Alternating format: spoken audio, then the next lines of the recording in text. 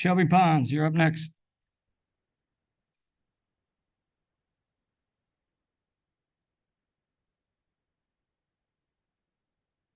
Shelby Pons, 143 Larkspur Lane.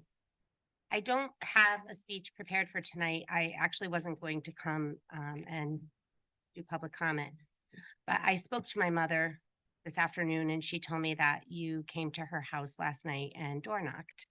And she said you were polite, so I thank you for being polite to her. Always. Yeah, and that's important. And I'm not upset that you went. Sorry about that. That was the previous person. Sorry. I'm not upset that you went to her house or that you door knocked or that you talked to her. That's all great.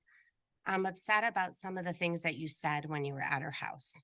And I want to tell you why. One of the things that you said was that she expressed that she was unhappy with the current state of racism in town.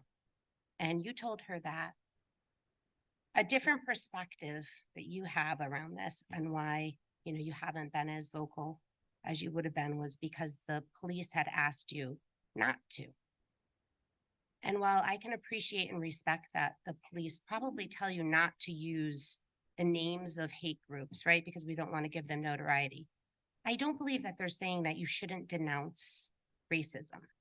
And so that's not something that I think should be said to people at their doors, because those are two very different things.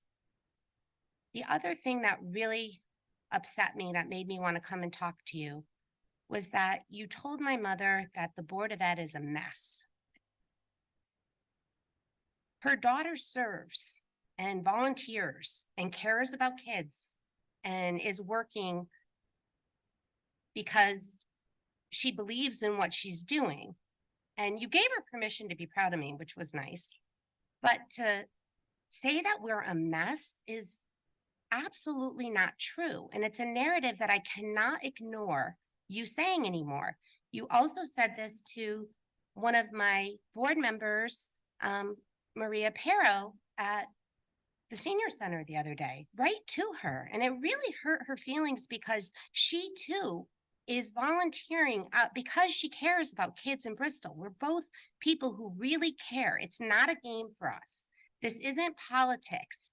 And we're passing policies. We're working in a bipartisan way. And whether or not that's how you wanted it, right?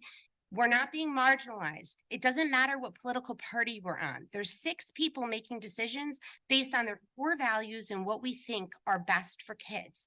And I'd ask you please to stop spinning a narrative that's not true about us, because it's hurtful to our mothers. Thank you. And with all due respects, I promise I won't call you a name as you walk away from the dais. But our next speaker is Sarah Sullivan. Sarah Sullivan. I won't call you names, which is what I promised that I wouldn't do for people as you walk away from the dais. Sarah, you're up.